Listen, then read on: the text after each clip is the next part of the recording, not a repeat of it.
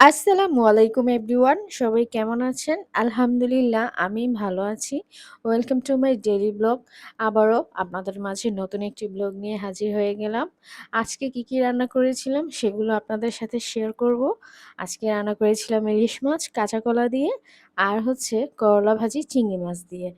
তো ইলিশ মাছ আমি এখানে ৪ পিস নিয়েছি। এগুলো আমি ভেজে নিচ্ছি।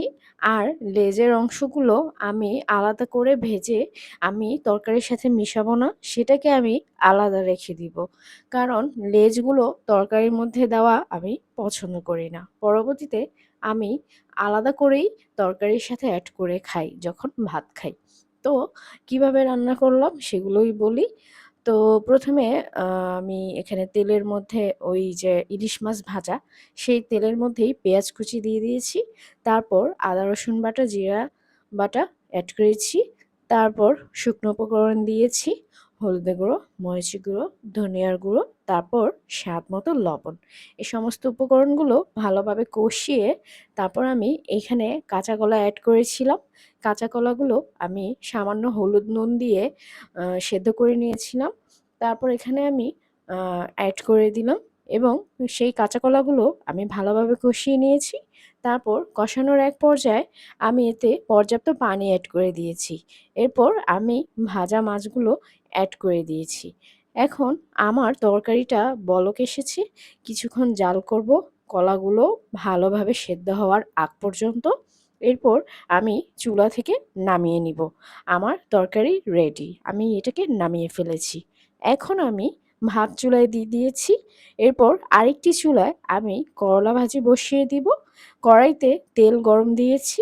এরপর আমি একটু পেঁয়াজ কুচি অ্যাড করে দিলাম। সাথে ১০-১২টা চিংড়ি মাছ অ্যাড করেছি। চিংড়ি মাছগুলো সাইজে একটু বড় ছিল।